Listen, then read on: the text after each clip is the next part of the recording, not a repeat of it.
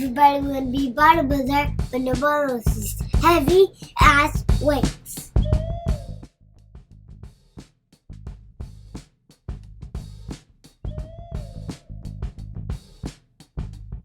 What's up, everybody? Welcome to episode 77 of Buckets of Duckets. It's not a podcast if Josh isn't coughing his ass off. Guys, I'm Chase Myers. I'm over here in Seattle, Washington. Every week I talk to my hilarious friend, best friend, great comedian, the hulked up meat castle himself down in Louisiana. Ladies and gentlemen, Josh Watts. Good evening, shitheads. It's your boy, the Mohawked Meat Castle. This is episode 77 of the hottest shit fire podcast you've ever put onto your fucking phone and put into your dumb ears. Episode 77 is... Episode 77 is an Obama plus a Larry Bird. That's the president that led us down this shithole and one of the greatest basketball players of all time. I just think we should stop and pay a moment's respect for Larry Bird. Larry Bird, yeah. And Obama. I mean, why do we not do this daily? If there was ever two people that needed to be celebrated, I just want to make sure people understand. Don't judge me. I'm trying to make sure they understand what we're doing right now. All right, we're talking about one of the 15 greatest players of all time, maybe top 10, top 5 small forward. Dude, a guy that made me think him and John Stockton made me think like I could probably play basketball. I said, look at them. And then I'm taller than both of them, I think. A president that was so cool, I don't even know his politics. And I don't care. You know that dude smoked menthols? What? I'll vote for him again right now. Did you know he brings his basketball shoes to the fucking court and then changes them there? Because that's when that was my vote. You can't let Obama's beautiful basketball shoes touch the dirty ground soiled by fucking gross. They're basketball shoes, bro. You play basketball in. Yeah, but you don't wear them to the court. Yeah. That's what I'm saying. Exactly. Yeah, I thought you were arguing. I was like, nah. All right, yeah. Court's safe. All right.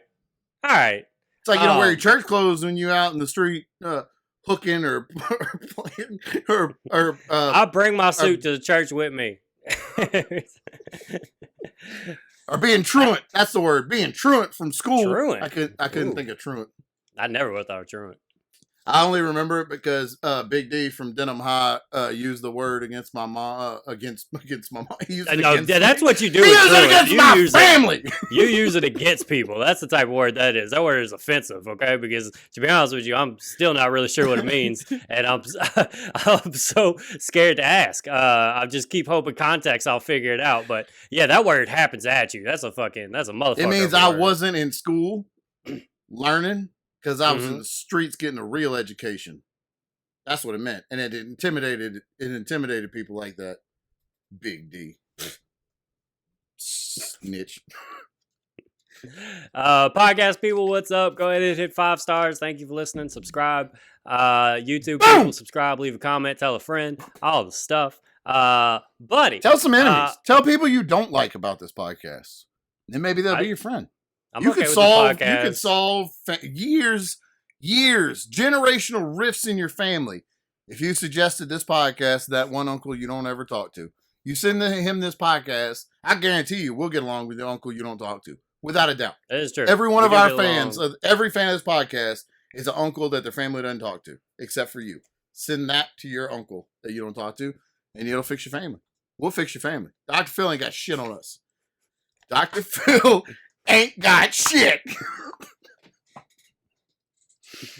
Yeah, we could totally use our podcast as a threat. I like that. I like just the I fucking hate you. Listen to this shit. Listen to it. The thought of angrily suggesting a podcast is hilarious. I fucking hate you so much right now.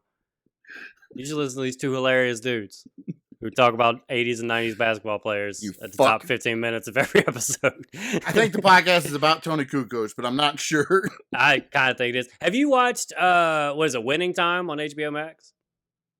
No. Okay. So it's about the 1980s Lakers. It's the Lake Show Lakers. And John C. Reilly plays Jerry Krause, the owner. I'm in. And it's played like Dude, it's fucking hilarious. First off, they make I'm not gonna give it all away or whatever, but it's just it's when they draft Magic Johnson, and there's just like the early episodes are fucking hilarious because they make Jerry West look like a fucking like raging, like just will fight everybody. Like he's screaming he's just miserable and screaming in every scene, and it turns out his family's not too happy about it. Who plays Jerry West? I don't even remember. Or I don't know if I know the name. But yeah, because Jerry West like was the coach the year that they drafted Magic, and then didn't actually coach him because he resigned. But he went to fucking 8 NBA finals and lost 7 of them shit. So it has always been known that he's kind of a miserable fuck because of that. So even though he's he's the logo of the NBA. West. He's the logo of the NBA, but I mean, dude, 7 losses in the NBA finals. That's what I know him from. That's like one of the main things I know him from was he was the guy that's the logo. Yeah, he's the logo, right? Man. I've always heard that. I didn't know. He's definitely never been portrayed this way because he's still like a front office executive, I think, with Memphis right now. He's bounced around from like a couple teams over the years. He drafted Kobe, or he traded to get Kobe, and got Shaq over there and stuff. Like he was responsible. That's Kobe Bryant. Yep. Yeah. Watch yourself. So now he has like this image of just being like this, this like founding father of basketball, and it's amazing that he's still like around and stuff. And then this fucking, it's made by Adam McKay and stuff like that. It's fucking. I like his stuff, so yeah. And so now there's this like fucking not really fictitious because it's based off of a book that just came out. But like, he does not. There's not good. It's not a good look. He's just throwing trophies around and shit, and but yeah, it's what's it called? Great. Winning Time. I'm gonna watch it.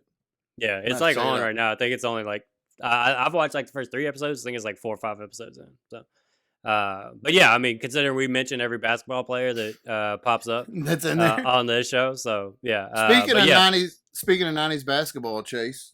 Mm-hmm. I'm gonna show you the dopest shit that's ever happened. Pump it up. If you listen to this podcast, I just pulled out a box of Reebok Pump Omni Zones that are red, white, and blue, based off of the Dream Team. They said you've been talking about these shoes since the day we met.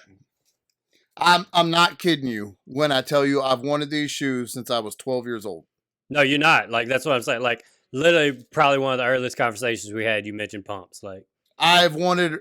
My brother got a pair of Reebok pumps in 1989 when I was like 9, and I wanted a pair, and then these came out, and I specifically was like, I gotta have these, and my mom bought me Ewings instead, which look great, but I'm putting them back in the paper, so I didn't even put them on my feet yet, Chase. No, I can tell you right now, man. That's a special shoe. I can tell you right now, the hard on I got when I opened them, I'm gonna be buying more shoes. I've never in my life. That's what happens. I've never paid. They were $150. I've never paid that much for a pair of shoes that wasn't like a running shoe that's supposed to help you run. Like just to wear. Because I've never just bought. But bruh, I hadn't even put my feet in them yet. But I've just held them. But they're perfect. I'm gonna buy so many more just like this, good, and I'm gonna rub them in everybody's fucking face. I can't wait to just make people look at them. And not touch them. Nah, bro, you gotta wear those on stage, man. That's a stage shoe for sure. I'm so fucking excited. No, I want to go to a basketball court and play. I'm like, but I'm so happy for you. Like, I feel like you really like accomplished. Like, this is like a lifelong dream of yours that you've been trying to get these shoes, and they've always just honestly been like a click away. It's kind of crazy. Yeah. How long they have always had that exact pair, just like right there. Just since 1989, since your brother had them. Didn't know that was possible. Didn't know I could just go onto the fucking Reebok site and just buy them shits. Yeah, bro. What do you think's going on with Reebok right now? They're all just nostalgia. That is all they can do. They're re-releasing Allen Iverson's shoe like every couple weeks. So just new color. They fucked me though, man. I bought these, ordered them, had them coming, and then Mike Honore sent me a picture of the Superman Shaq Reebok pumps. Yeah. That are red, white, and blue just like that, but then they have the yellow Superman symbol on the basketball. And for a split second, I got mad, but here's how badly I wanted those shoes. I don't want them to have Superman on them. I want them to have the goddamn Reebok pump basketball, So every swinging dick in this fucking world looks down at my feet and is like, God damn, that dude's got a pair of fucking Reebok pumps on. Look at him. God damn. Nah, that's what you get. You should get both. You should get Superman shoes too, man. Oh, Chase, I've saved the link. I'm trying to. I think I could justify buying them if I like buy them on a separate paycheck, not the same pay period. Yeah, right. No, I understand that. You gotta space them out. I make myself like sit out some. Like I won't look at the Jordan app, the sneakers app. I'll just like I'm like, nah. For the next couple months, you gotta chill, bro. You gotta. I think I'm gonna be wearing sneakers now. When next time I get slapped on stage, I'm gonna have the sweetest shoes you've ever seen. Oh, fuck off! All right, you want to do this? There's no way we can. There's no way we can not talk about it. No way we can not talk about it. I was gonna pitch it. Eventually anyway. So let's just say this. First, I guess, if you were inspired in any way to walk up on that stage at any show that I'm on, good fucking luck, okay? Good fucking because luck. I'm not on international television, okay? I'm standing up there with it. It's not a lapel mic. I have a microphone. That bitch is hard, right? And I will hit you with it. And I also have a mic stand. It's got like a 15-pound base on the bottom. I'll fucking knock you out. And I got a stool, and when I'm done fucking it, I'll fucking knock you out with that shit too. So, yeah, I mean, good luck. It is funny hearing how many comics are actually like scared of that now, or at least that's a take. I mean, you gotta have people at your show for them. Nobody at your 2-person open mic is gonna come fucking fight you on the stage. But I tell you, hey, any one of you dumb shits out there want to come fight me on stage, I fucking dare you. I've watched wrestling my whole life. You ever seen what happens to somebody that runs in the ring on wrestling? It's exactly what's gonna happen. Dude, no joke. No my laws. first reaction is I'm kicking you. If you get, I wouldn't wait for you to come at me on stage. I'm kicking you. No, you got to. No, I know your intention. I know what inspired you. Yeah, you didn't come up here to tell me how funny I am. Yeah, I'm gonna fuck you up. Look, you see what this is? You see what this is? You getting this right in your spleen. No. Right in your fucking spleen. It's a scalpel. It's a little scalpel, and I'm putting it right in your fucking spleen. You're gonna bleed out. You weak bitch. Don't come on stage. Josh brings that to every show. Every show, Josh has that. I just fucking have it. Every show. Wishing a motherfucker would. The best part about that is I'm not worried about anybody fighting me because the jokes I say are funny and are about my kids. Yeah, I'm not making Nobody's anybody gonna want to fight me over that. But But if you fucking do, bring it. Don't sing it. Bring it. Chris Rock is my all-time favorite comic. I've mentioned that on the show. Not anymore. He's not. I have more respect for him now. I cannot believe the way he handled himself. First off, he didn't fucking move. All right, let's talk about this. So it's definitely fake. real. It was definitely real. But that slap is a wrestling slap. Like, that was a worked slap. Like, I feel like it was real, but Will Smith is not a human, and he only knows how to slap movie style. Yeah. Because he hit his shoulder. Like, he did the pop on this shoulder when he did it. But, yeah, I just think Will's out of his mind, right? I don't like to be a conspiracy theory person. Aliens are real. They're here to get us. And you don't like this. The deep state. The deep state's real. All that. But I don't like getting into it. Yeah, but Josh hates it. I do think that there was Vince Russo. I hate to say it was Vince Russo. But he pointed out in the video how it looked like a work. And man, I hate Vince Russo with every ounce of muscle fiber in my huge muscular body. I fucking hate him. But he made a good point. When Will Smith walks on stage, when it's coming, Chris Rock puts his hands behind his back, tucks his head, and puts his chin right out to him. And then Will Smith, it's kind of... Now, he does. He does. He showed it in the video. So now, that could either be a work or that could be a dude knowing that he's not going to swing back. That he knew what was coming and he's not going to swing back. Yeah. I don't know which one it was. I tend to think the second. I just don't know what is the... So my initial reaction would have been like, what is the benefit to Chris Rock of getting slapped on and then also I love that dude. I've seen him act. That seemed like a pretty genuine reaction. Yeah. Like that didn't say, he definitely seemed like he didn't understand what was going on. And yeah, but then the other side of my initial question of like, what is his benefit? Like, why would he give a fuck if the Oscars has a better rating? He's not and he doesn't own the Oscars. He's not even hosting it. Hey, we'll give you an extra $10 million if you let Will Smith slap you in the face. But if you could just give that's away what $10 happened, million dude. I'm telling you right now, that's what happened. All right, well, hold on. So I'm just kidding. Then, I don't think it was work, but the video makes a good point where. So the benefit is that he's on his tour, like his fucking dates like launched today. This was I got an email because I've been following this dude, like his pre-sales today, and this tour has been planned for a long time. This didn't just come out of nowhere or whatever. And so it does kind of line up weird, but I guess you could say that's the benefit to him, because what's happening is a lot of people are just buying the tickets immediately because they know how hot they are now and reselling them for fucking crazy money. So I guess that's a benefit. I guess that's worth getting, and then plus whatever great material he's going to write about it after. It's coming. But man, I don't know, bro. Will Smith is out of his mind. Just the like, I'm like worried about him as a person. Like, first off, we've been dragging this man and his wife for years because she won't stop talking about everybody else she's fucking and Britt, like, and his kids are terrible people, apparently. Just telling him to his face, I'm fucking all kind of people, and you just need to be cool with it because we need these podcast downloads, all right? So get over here and let me tell you straight to your face. Everybody's making jokes about it. On national TV, yeah. On national TV, on the fucking... Ugh. Not just everywhere, yeah. I mean, it's a national TV like 1989, and he was on Sally Jesse. Yeah, anything that family does is like, it's worldwide. They're fucking crazy famous. But to fucking have all, God damn it, where was I going with all that shit? So you have all that. He's fucking like clearly like wore out from that shit. And then that night he goes from, all right, I'm going to go on stage. I'm going to slap Chris Rock. I'm going to fucking scream from sitting down. I'm going to be angry. 20 minutes later, I'm going to give a bullshit apology and cry.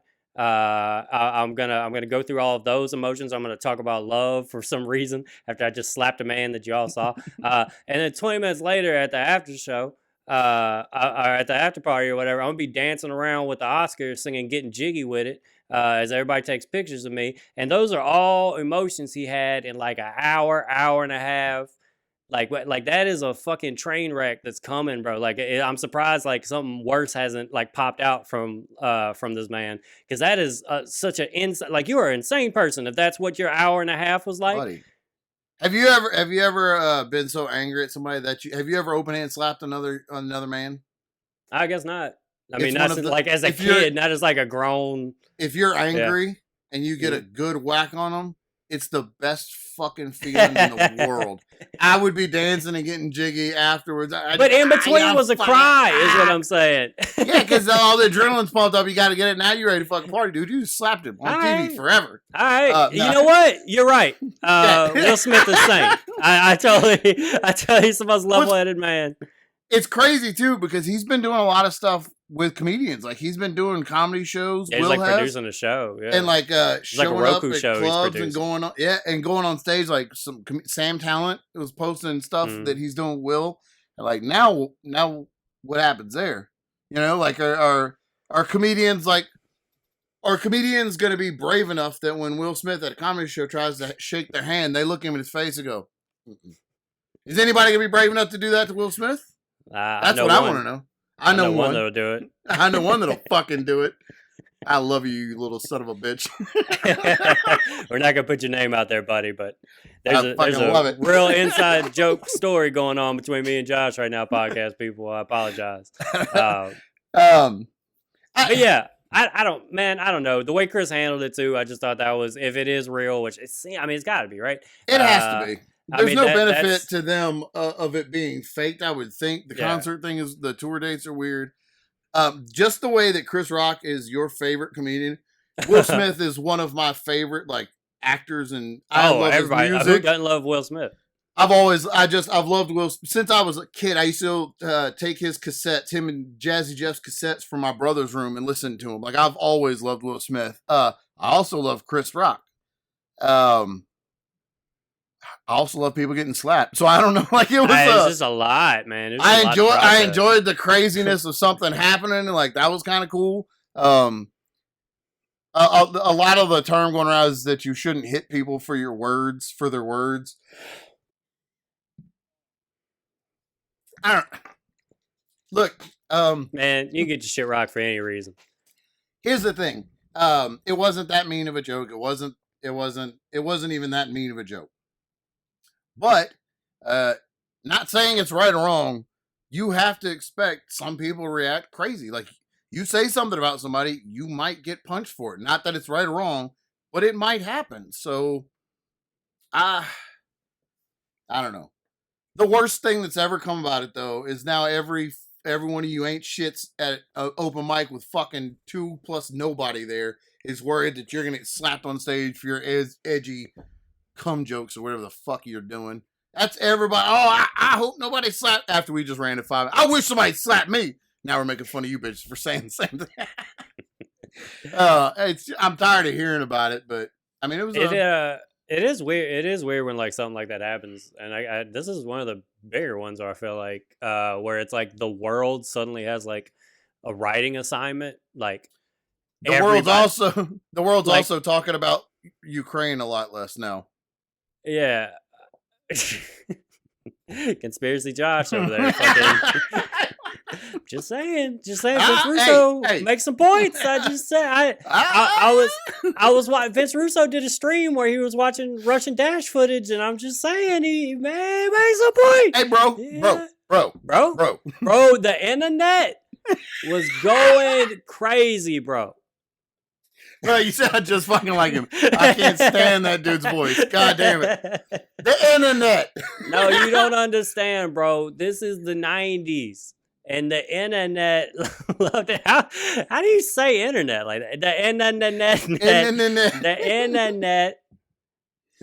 Holy very shit. specific. I could do one impression, and it's Vince Russo saying internet. That's all you need, honestly, in this world.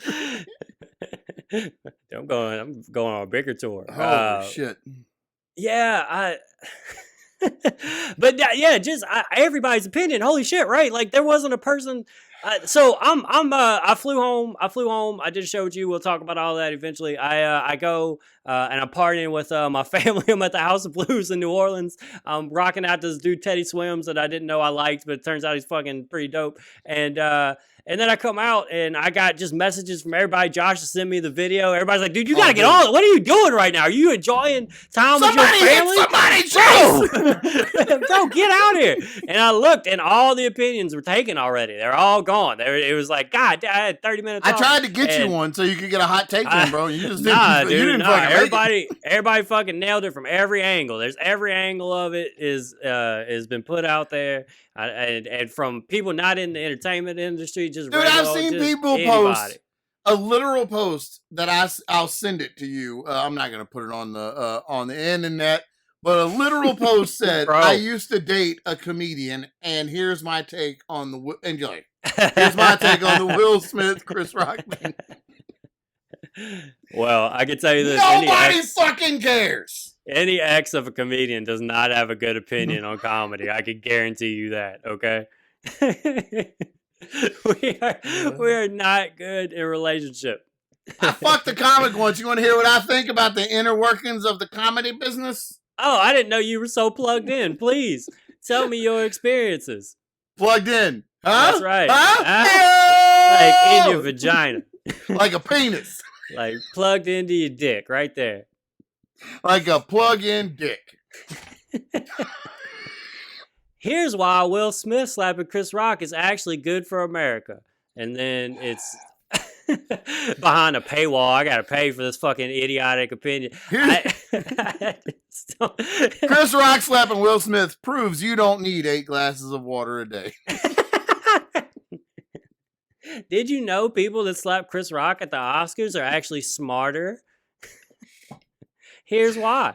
I saw that they asked him to leave, and he was just like, "Nah." He said no. Yeah. I'm just wondering. So if it's is that an option? And it said they're going to take a couple of weeks to investigate. Yeah, right, they got to get all the facts. There's video. I can send you a link, Oscars. Do you need? I got a bunch of link. If that's what the problem is. Y'all need the link. Y'all need the link. I totally got it. I got it from Japanese television or whatever spy shit happened while I was rocking out the House of Blues that came out, and we're all looking at fucking Portuguese footage. I'll tell you this. Will Smith Chris Rock. Like, what the fuck was going on in the world? The last conspiracy thing I'm going to say, and this is the last one, and I just got to put it out there. Got to. If Vladimir Putin didn't make this happen, I'll sell my dick on eBay. That's straight up. To the lowest bidder. All right? To the lowest bidder, a buy it now price. I don't even give a fuck. I swear to God, I'll do it. I swear to God. I swear. You know me. You know I'll do it. Y'all know I'm real. Y'all know I'm real. Yeah, I know I'm real. I done gave away 2-3 dicks already. I don't give a fuck. It'll grow back. I got my best friend does shows with Casey Fry. What I need a dick for? Right? Dude, I got us. Tell me what I need a dick bro. For. You can hide in my glow, bro. Nobody will even notice the dicklessness you got going on. I feel bad for Chris Rock though, because that's there forever. Like forever. When you look up Chris Rock, that's why it's not. Yeah, it's that's video why of it's him getting not, slapped. But also, it's there for Will because he wins the Oscar, and you can't mention him winning that Oscar without saying 20 minutes earlier he slapped somebody. So like, but it's he's not the dude that got him. slapped in the face on national TV. Yeah, I guess. And that's bitch made. And them's the rules of bitch made. We know that. Okay. I was gonna argue, but you fucking threw the goddamn rule book at me. And you're right. I just don't want to believe that people don't look at Chris Rock as a noble genius, and so Jim Carrey was furious. Did you see him about how he said Hollywood is spineless? He did that, and then 20 minutes later, everybody's applauding and giving him a standing ovation. Yeah. And then they told him Chris Rock didn't want to press charges, and he was like, "Yeah, of course he doesn't. He didn't want the hassle." He said, "If it was me, I'd be suing him for $200 million right now." Yeah, I mean, and then Jim Carrey said, "Because that video is there forever." And you're like, "Yeah, forever." Wild shit, dude. Chris Rock's gonna get some great material off of it, though. So I mean, there's that. Yeah. So he was like at the Comedy Store the next night, and he did a show somewhere, like a show part of the tour. And he apparently came out and just said like, "Yo, I don't have anything. You know, before this happened, I wrote a show, and that's what I was planning on touring. I don't really have." He was like, I read an article. I read a Variety article because that's where you got to find this type of gossipy bullshit. Yep. It's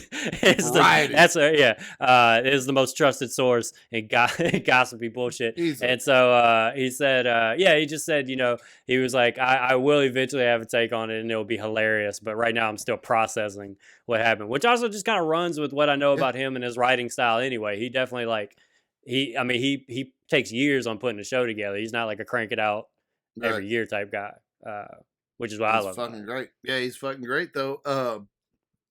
I mean, he's got to kill Will Smith now though, right? Like that's the only. That is how the only answer to this. Like, yeah, like that's the thing. Like this ain't over, bro. Like Chris Rock, you have to end a bloodline after something like that. Yeah, there was Jaden Smith is dead, bro. Like for sure. He gonna go to start his own mini Lamborghini. It's just gonna fucking explode. Yeah, I don't know why I picture him driving like a mini. I don't know. He seems like it's an environmental friendly Lamborghini. I don't know. No, they're gonna send Tony Rock on his ass, and Tony is gonna fuck shit up. That's what he's gonna do. Dude. Jaden knows karate. You seen that movie? Yeah, he was born doing karate. I forgot about that.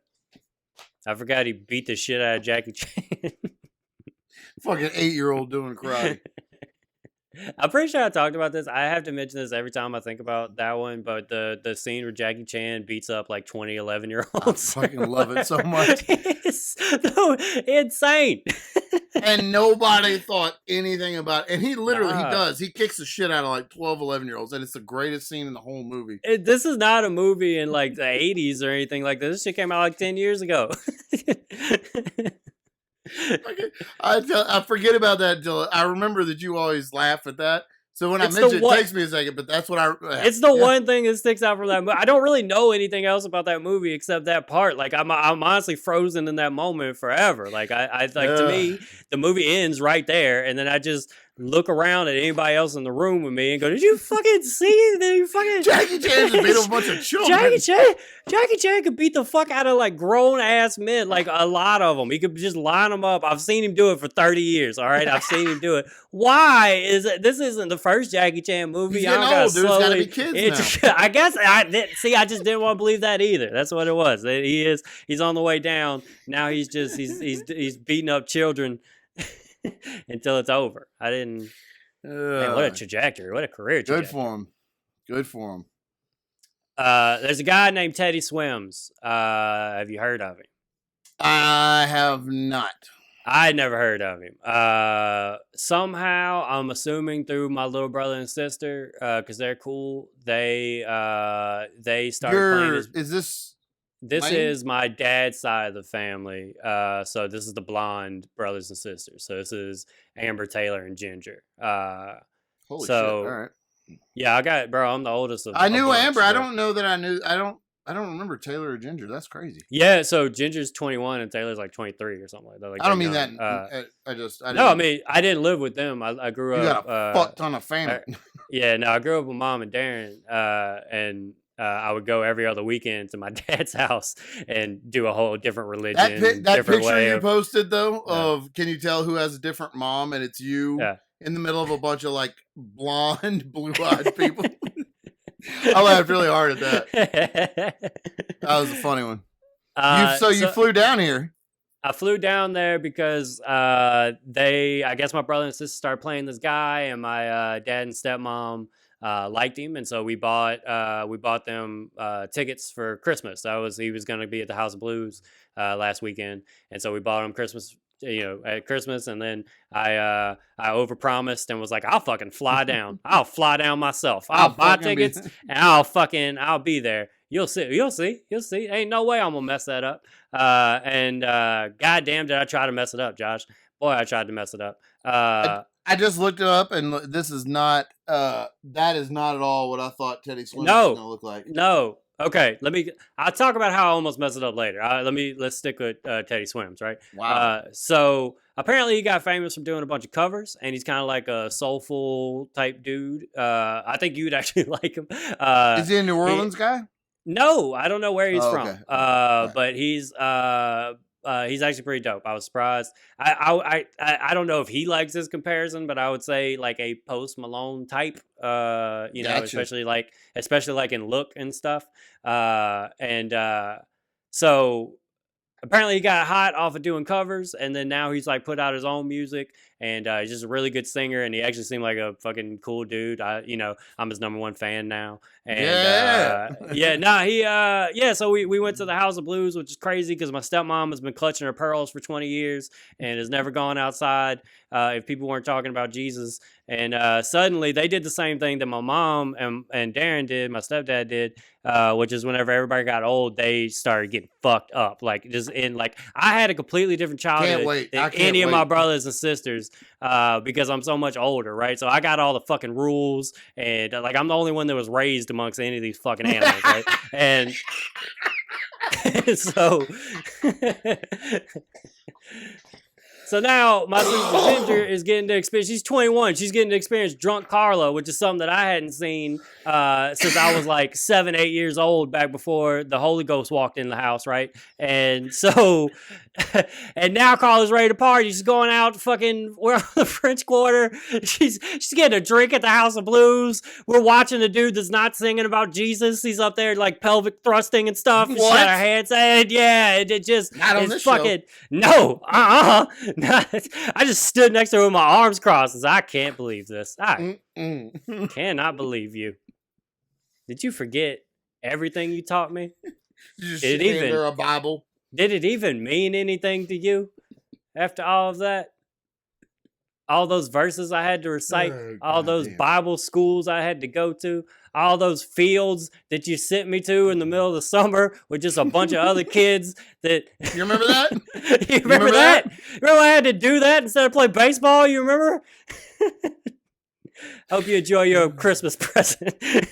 But so it was also a trip because I've never partied with Ginger, the 21-year-old, like, and so I bet you young. Yeah, it was crazy to see her just out drunk and and just like kind of just being cool and shit. And like my brother Taylor was like crazy fucked up, which is hilarious because he like doesn't talk.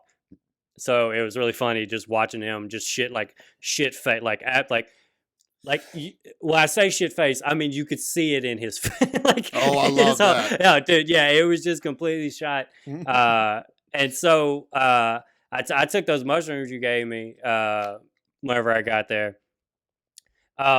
That you told me not to take. Remember where I? Yep, I remember that. I remember how I prayed over them. I remember that you had found those. What I meant to say was when you found those mushrooms and you were mid prayer, and I ran in and fucking took them.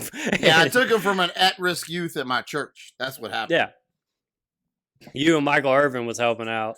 At that church, and do you know that that's a really deep cut? But he, whenever he got caught with like a crack pipe, that was his story too. was that he was helping his friend, which he might have been. I don't know. Who am I to doubt? I got busted with weed when I was in junior high, and that was I had this elaborate story all planned out where I was like, no. My friend Will was like, you hold this for me. And I was like, I don't like drugs, but I'll take it.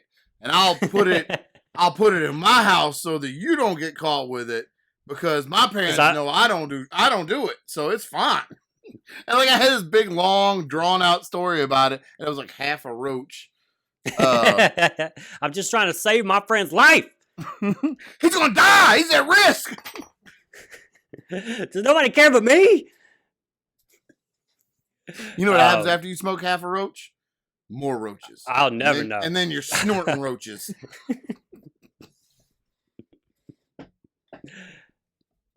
I take mushrooms that I stole from you, and did you like them? They're pretty great, right? Yeah. So they're not. I had a whole mushroom weekend. They're not as strong as what I took on Friday. Boy. But they were just like good vibe, right? So.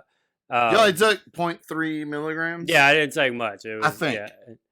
I couldn't. It was and hard so, to tell. But I'm getting there, and I'm wanting to just kind of like just feel that. So everybody else is drinking, like everybody else in my family is drinking, and I'm just staring at the stage lights, And I know.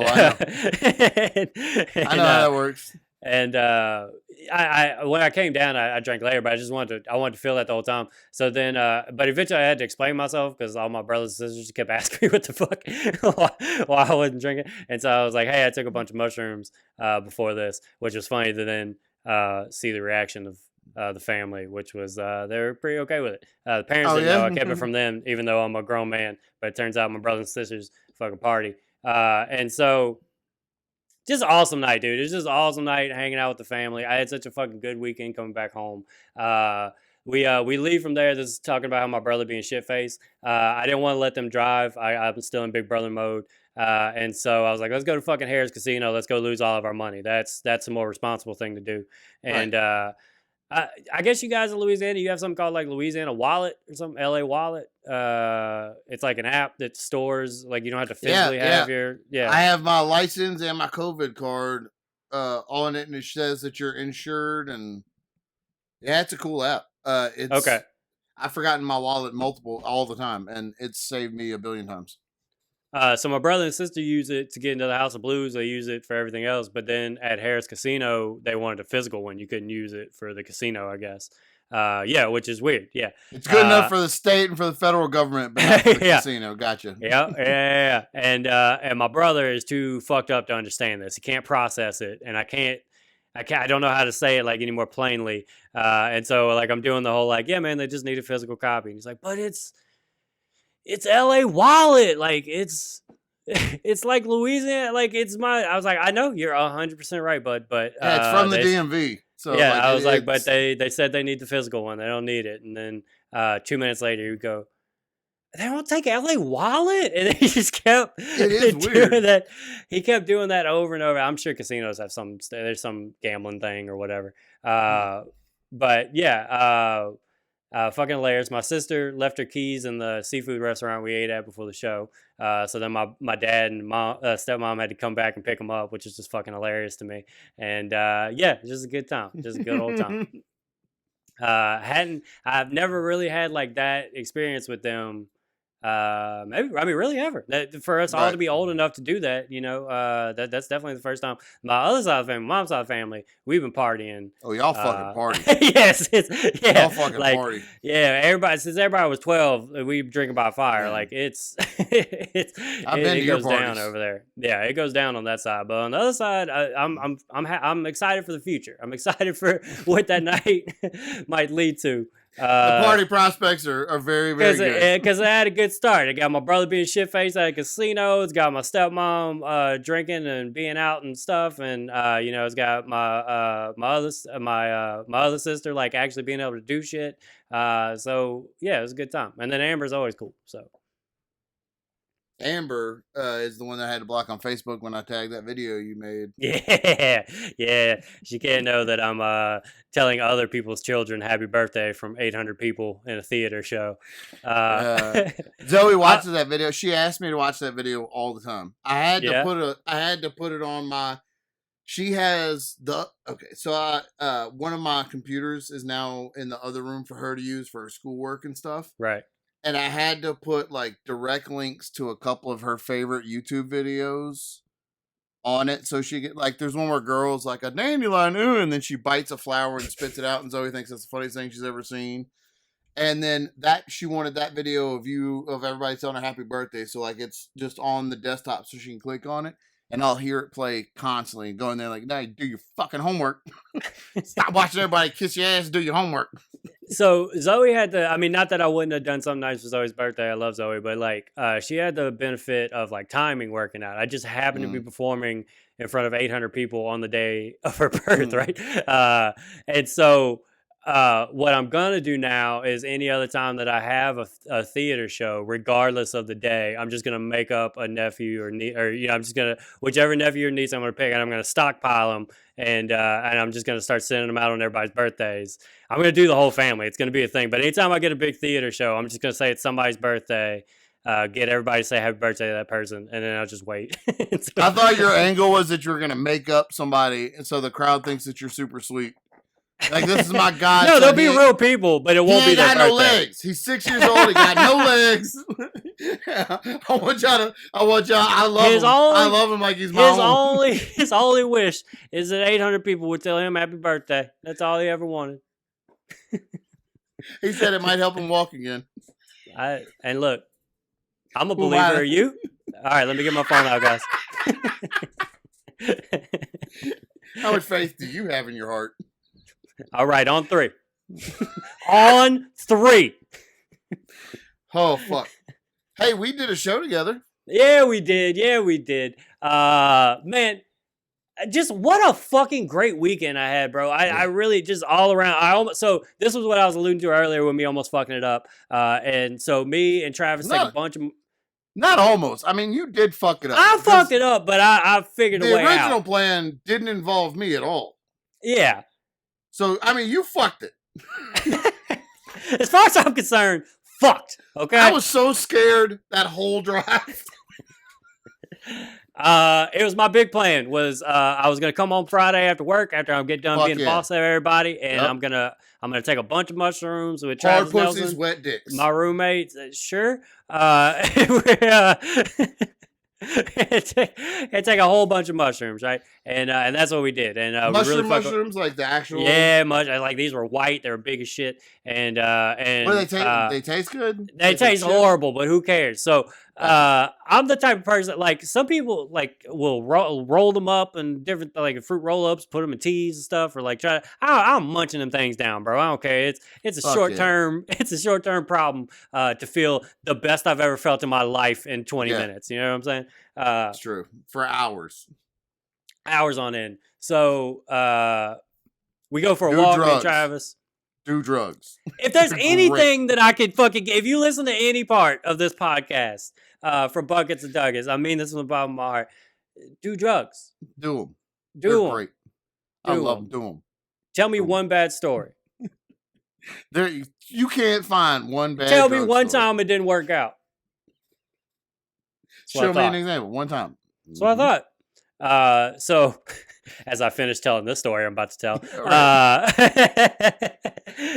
Me and Travis go for a walk. Travis got much different energy than me because I've been at work all week. I just got done working. My idea of what I want to do is I want to relax, right?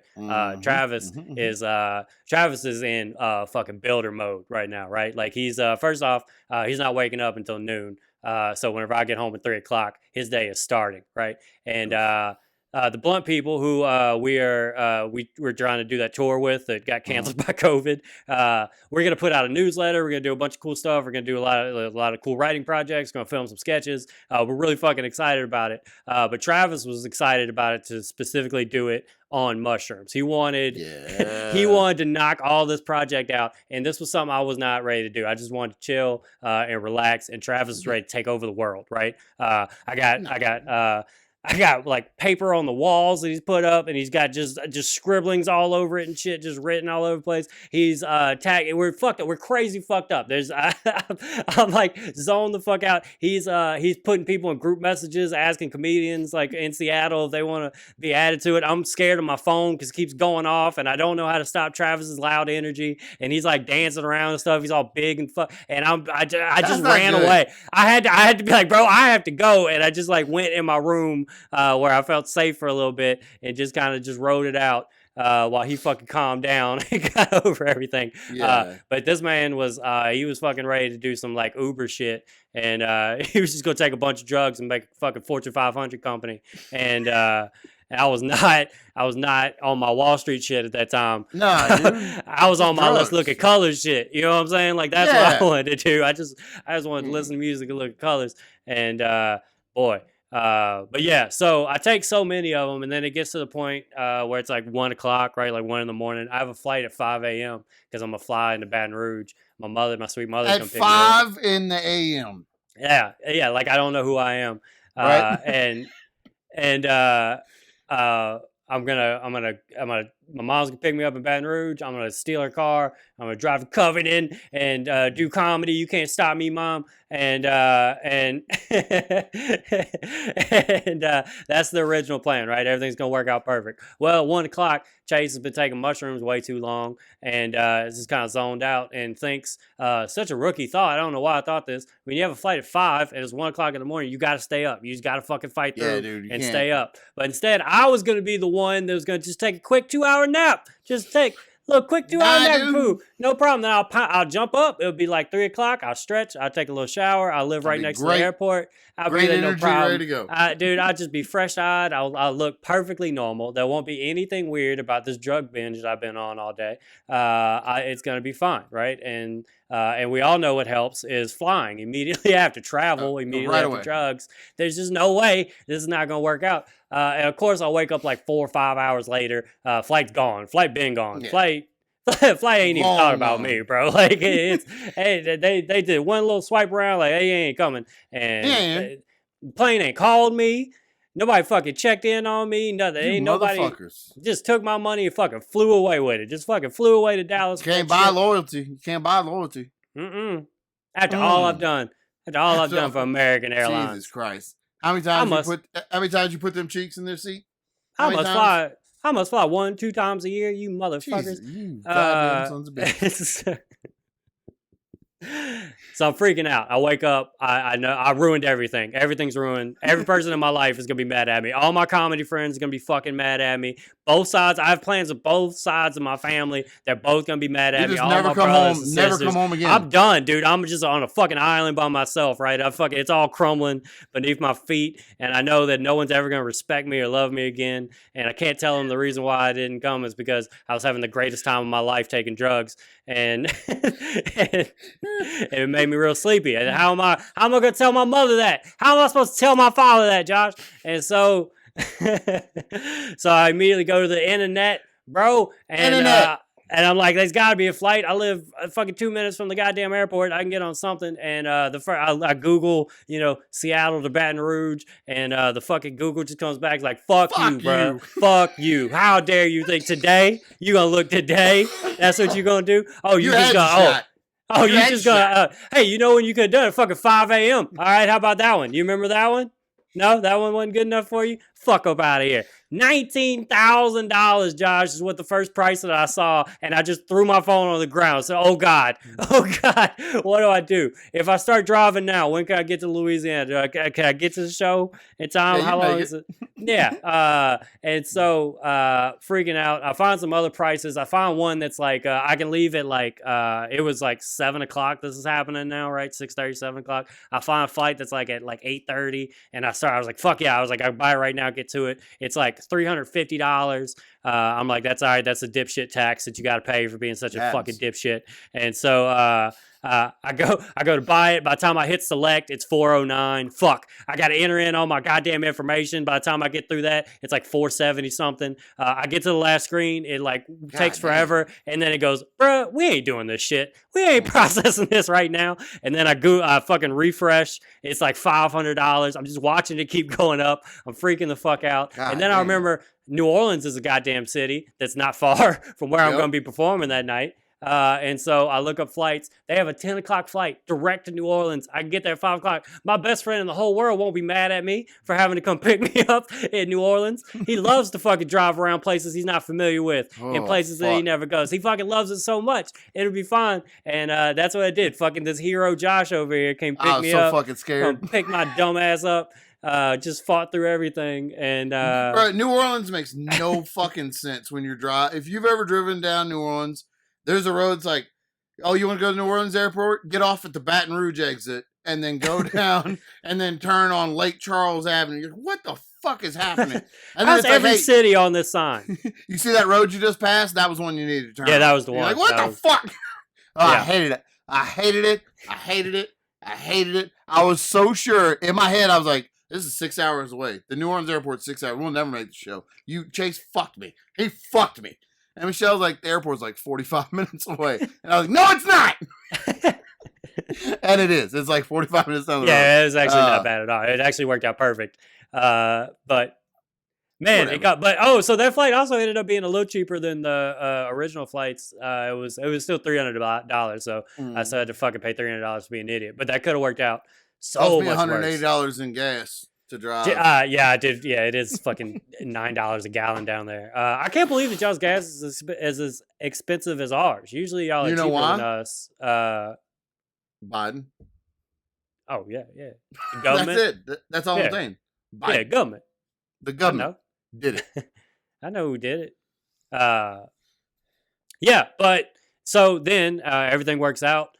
We get to go to your boys Daryl's bar at this great show that you've been booking, bro. I'm so fucking proud of you, man. This goddamn thing was packed out, over 100 people in there. All my favorite fucking people. Morgan, this is how you book a Chase Myers is Coming Home show, is you put all Chase Myers' favorite fucking people on there. You know, like I originally wanted to do. One was Morgan Wright, okay? Despite how mad I can get at you, you're still one of my favorites. Mike Honoré, one of the greatest of all time. Been watching this dude kill it for over a decade. Josh motherfucking Watts, the lovely Maggie Shipley. Holy shit, bro. Everybody we talked about it. We haven't done a show together in years. It's been pandemic. December of 2019 was the last time me and you did a show. And that was the show Morgan fucked. Booked 75 people before Chase went up. It was 3 o'clock in the morning before Chase went on the headline show that started at 6:30. It was unfucking real. Yeah. I'll never forgive you. I will never forgive you. And bro, everybody is so fucking good, man. I haven't seen any of y'all in like 2 years perform. Me and Mike and me and Morgan have done the station the couple times I dropped in, but those are 5-minute open mics at the station. That's not the same thing. Everybody got to rip 15 minutes at least. And it was so cool to see like all y'all's fucking growth. Fucking crowd was into it. Just great show. Like, could not have asked for a better fucking weekend. Just coming down, killing it with my comedy buddies, partying with the family, ate a shit ton of crawfish, just everything I wanted. And we did drugs on a roof. And then we got to go up on a roof and fucking party. Like, how cool are we? I've done this show at the Hideaway Den and Arcade with Daryl Rollo, # North Shore Comedy. This is like the 6th one. I didn't one time before this know, you could just go up on the roof and fucking party. There's just stairs. You go up on the roof. Man, we were so cool. We stood in a circle and it was the octagon and we just fucking, we let some truths out. We heard some crazy fucking birthday stories. We did some illegal dice games and drugs, and it was fucking beautiful. Man, so cool. Just looking out. No joke, that was one of the best nights I've had in comedy in a long time. I haven't been able, with the kids, even if Michelle's home, I always feel kind of, not guilty, but I don't like to hang out too long after a show because I feel like I should get home. She works, like I should. But she told me, like, hey, we're fine. She was at the show. Michelle's come to the last 2 shows I've done. And we have been married for 11 years and been together for like 26. And I still get nervous when she's in the crowd. It's crazy. Oh, of course, dude. It's crazy. And whenever we with COVID and stuff, it's been so long since we've been out somewhere or anything that she doesn't wear makeup just for normal stuff. And like she got like dressed up to come to the shows. And I caught myself checking out my own wife so many times. Like I'd just come up with a reason to walk by her and just stare at her, like I don't know where she lives. It's crazy. But she loved the show. She had a good time. I forgot where I was going with that. Anyway, let's just talk about the show. So we started off doing 75 tickets. And then we were consistently turning like 30 people away at the door the night of the shows. And I'm not a bar owner. Daryl is. But I can understand how much it sucks watching at $10 a pop, watching 30 people that want to buy a ticket have to walk away. So we raised the number up to 100. And we sold, for this show, we sold the most tickets we ever have, the fastest we ever have. And that's right. That's right. I'm starting to find out the secret. And I mean, the place was packed. It was 100+ people in there. I'm starting to find out the secret. Word of mouth is a big deal. Like people are coming back to the show like, hey, I was here last time and I brought my friend this time. But also Millie, Daryl's wife that also owns the bar, when she promotes it, dude, she puts that shit fucking everywhere. It's in every newspaper. It's in every like weekend event calendar in the city. Like it's fucking everywhere. People telling me of places they read about the show that I've never heard of, like the North Shore Weekenders Facebook group or something. I don't even know what the fuck that is. But people are coming back and telling me, hey, I was here last time, but I'm back and I brought this person. And that's so fucking awesome. We got a new sound system yesterday. They started it yesterday. They finished it yesterday, I mean. So yeah, because I burnt that bitch down. Chase burnt that motherfucker up to a crisp. Had to get a new one. That was a fun show, man. We had some seating arrangement issues. I'm still trying to figure out, because where the stage is, there's like a wall and a pool tables that can't move. So it's kind of hard to figure out how to get everyone to seated the right way. And then I thought that was set up well. I wish we could move the pool tables that were right there. Yeah. Just because that's kind of in the way. And the lights, we can't get it dark enough yet. We're working on it. And it's getting there. And now it sounds going to be perfect. But it only bothers me. It doesn't bother anybody else. But we've had trouble with trying to figure out, because we have a lot of benches and pews, like church type pews, and then chairs. And nobody wants to sit. Everybody wants to keep like a 30-foot radius away from the stage, because there is no comedy here. And everybody that comes assumes the comedian on stage is just going to make fun of the people he can see in the crowd or she can see in the crowd. They've told me that. So it's hard to get people to sit up front. So we've tried to move the more comfortable seats to the front, to, whatever we could do to get people to sit there. And this show, I decided, probably the best idea I've ever had, was I said, I just need 5 volunteers to come up here and I'll give you a free drink if you'll sit in this front row for the whole show. And then 5 of the most shit-faced people that could possibly be in that bar came to the front and drank the beer I gave them, and then 14 tons more of beer. And there was one lady that responded to literally everything anybody said. Oh, he's got kids? Oh, his kid shit in his house? Oh, look at him. He's got a mohawk. You see that? Oh, man. No. Woo! And I just had to sit back there and fucking hear it. And I was mad and heartbroken. It was all your fault. I let down. I'd like to apologize to my family, the academy, my teammates that I let down, and the academy. The academy. It's the most other important people in the audience in the world. It's how the Academy thinks about it. But yeah, and then I put a shit face. She just right the very middle center right stage front row.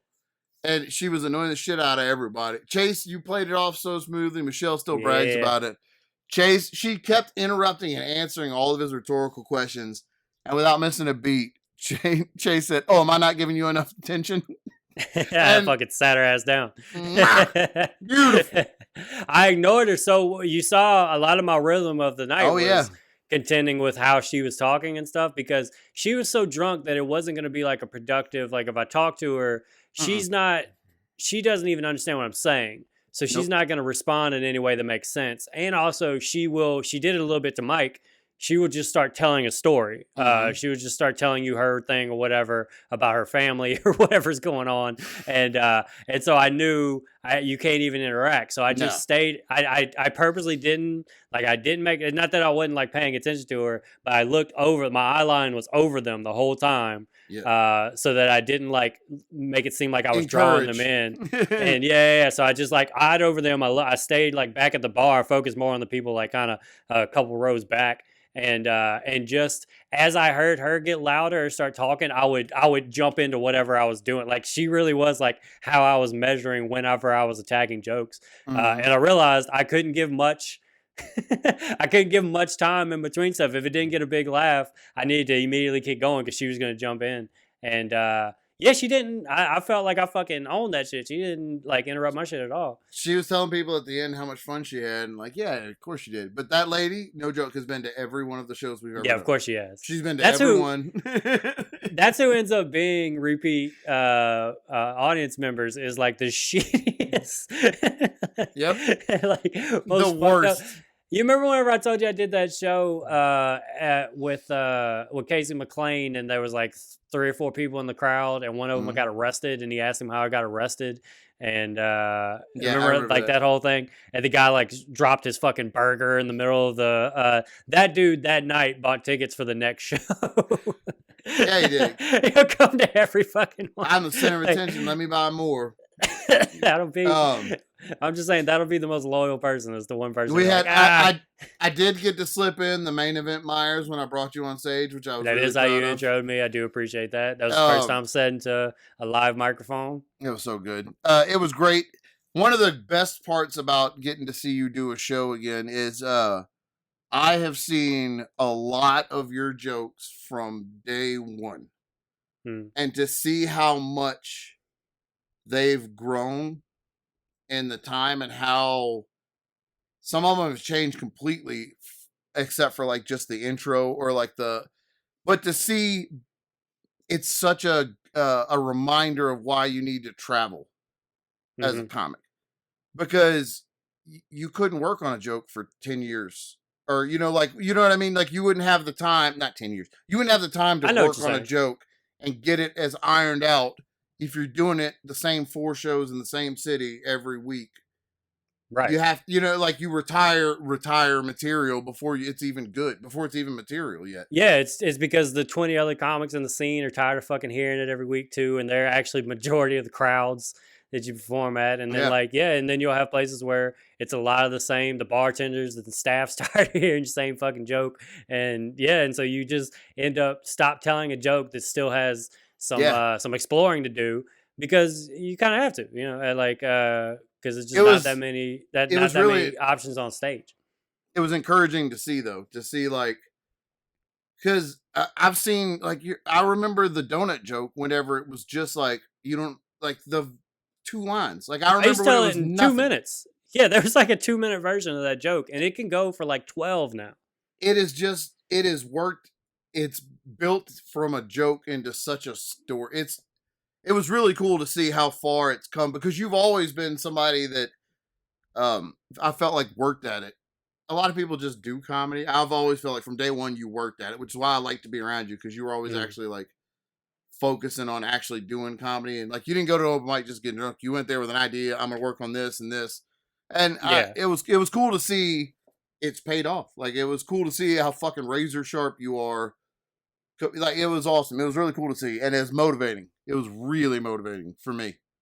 Thanks. To see. Thanks and Yeah, and I'm not just saying that to gas you up. Like, that's the honest truth. It was very motivating to see because I've seen day one, and it was such a. That was one of the best shows I've ever been a part of, and you could just, oh man, it felt like a next level. It felt great. It felt like we were showing like, oh, this is, man. I don't know how you could do. I mean, that was as good a show as you like. That was a great night. Like, I watched people during your set get up and go get napkins because not one, not two, multiple people get up to get napkins to dry their eyes off during the donut bit. Like, the rich bougie bitches in the back that have been talking the entire show. Mm-hmm. You know, the ones with the big, they look like they stepped out of a Gap catalog or whatever, the big hats that were in the back. They talked the whole show, and they didn't stop talking when you went up. You won them. You got them to stop talking because of your jokes. And by the end, they were laughing, wipe tears away. And I watched that happen and was like, God damn, dude, he's winning those people over in real time. Not thinking the entire time, I'm the host. I should tell them to shut the fuck up like 30 minutes ago. Watch, he's going to shut him up with his jokes. Look at this. That's all. Somebody should shut them the fuck up. I don't know how you do that otherwise. I don't know how you could possibly get somebody to stop talking otherwise. But maybe I'll give them a beer. That's a good idea. Let me get them more drunk. That was a fun fucking show, man. It was, bro.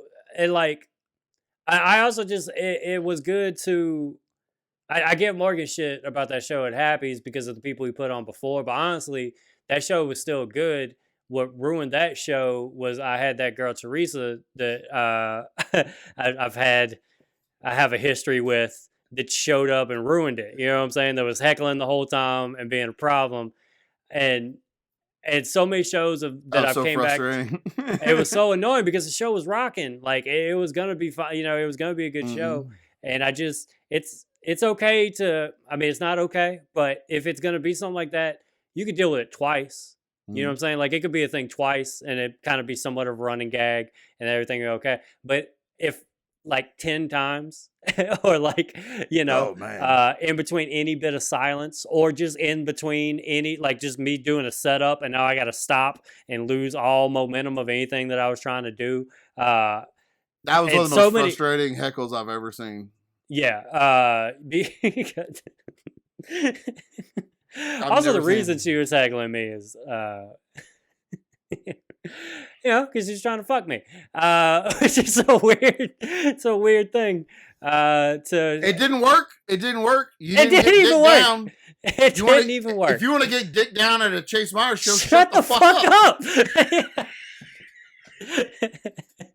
Jesus Christ. I'm down. I'm down for the dig down, like, straight up. But you gotta show some respect at my profession, bro. Like, I give my whole life to this shit. Is my job. Interrupt that while I'm up there.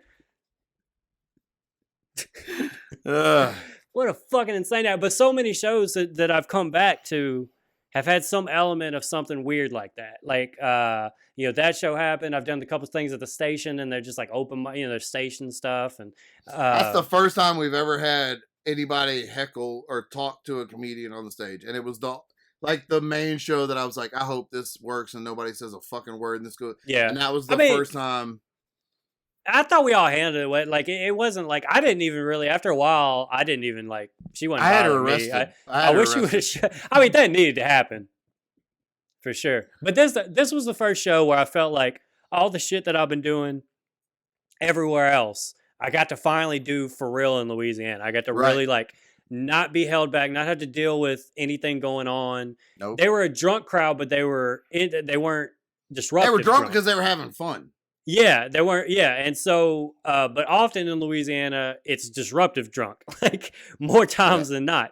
And so it was so good to just have good, I can fucking plant my feet and dig into these jokes and really just go, and they're gonna let me do it. You know what I'm saying? Because I only get to do, you know, I mean, an open mic set a year in Louisiana, maybe one show every 2 years away, you know, like, I don't get to do a lot of stuff back home. Every time you come home, we're going to book you for a show. They told me that at the bar. Every time you come home, they'll put you up on the show. So fuck yeah. We'll I find out your weekends. We're doing Chase Myers shows now.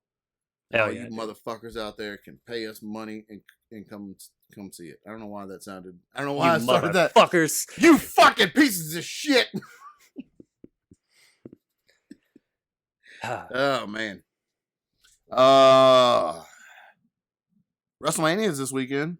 WrestleMania is this weekend. It's the whole weekend. It starts early Thursday night and ends Monday morning, right? Something like that. When do you go on? April 2nd, and then it ends May 3rd. I'm 5th from.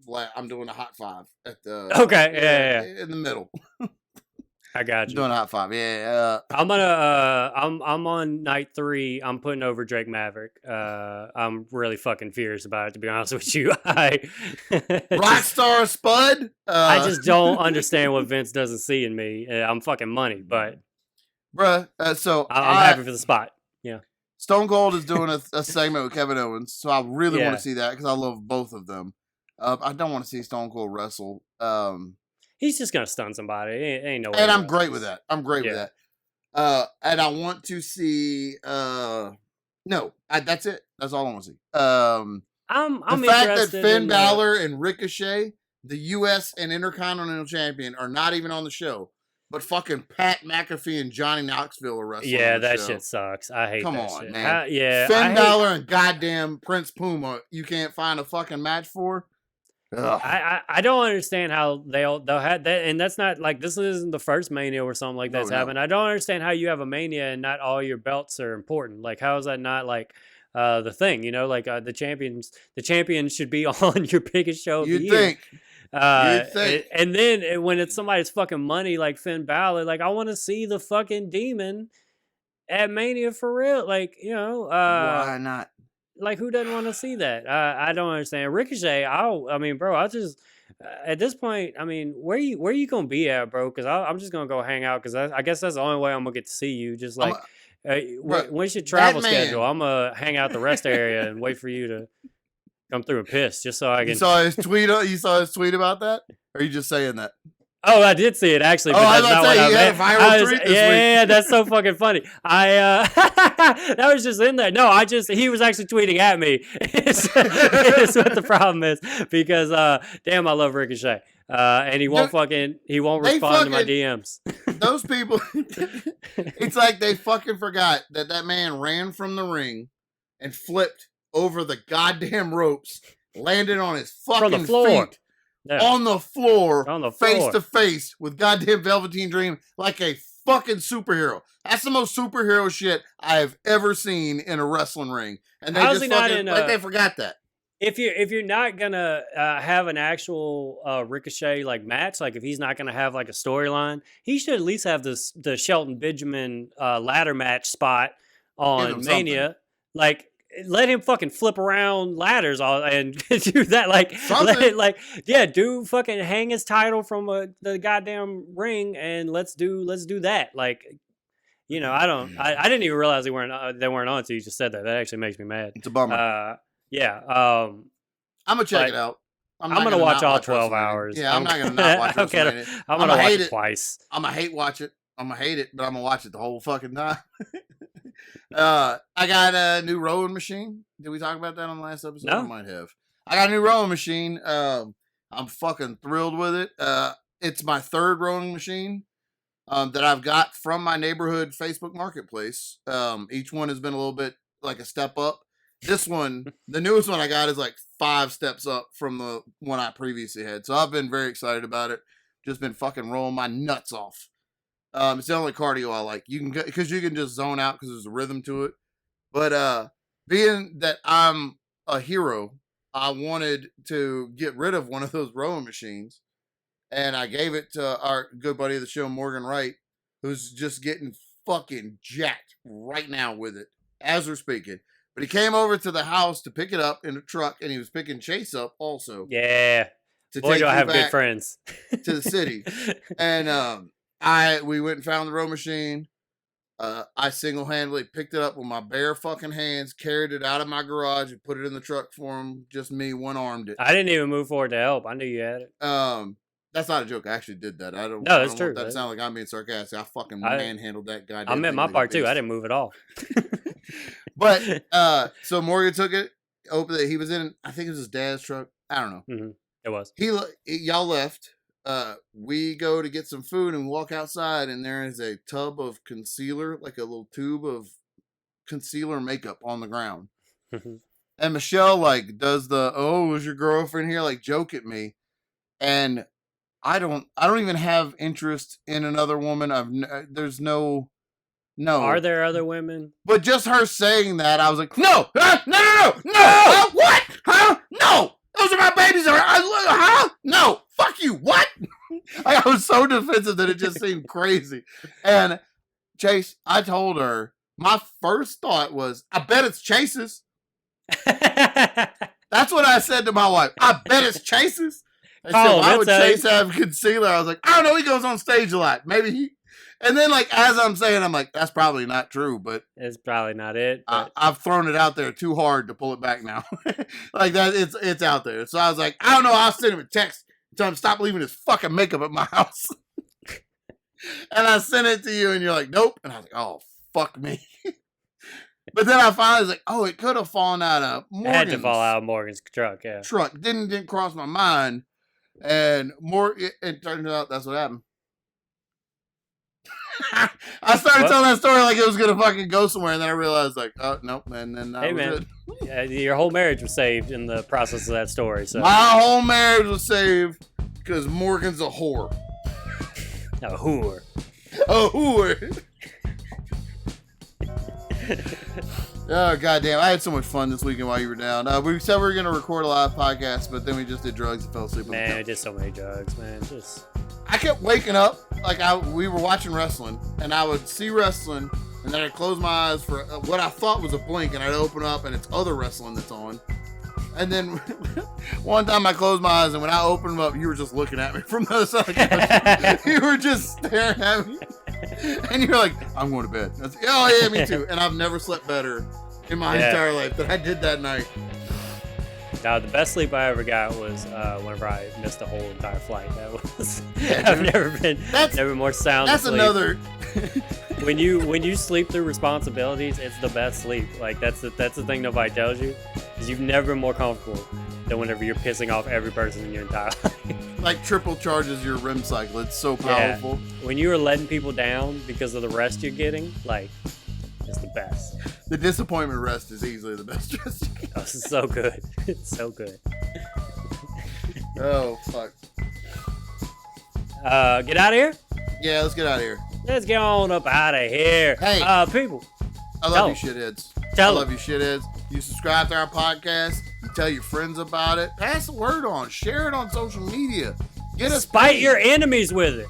Spite your enemies with it. I found some terrible videos on YouTube that have millions of views.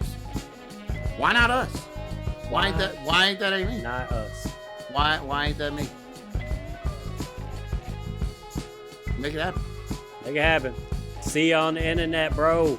On the internet. Bye. Bye.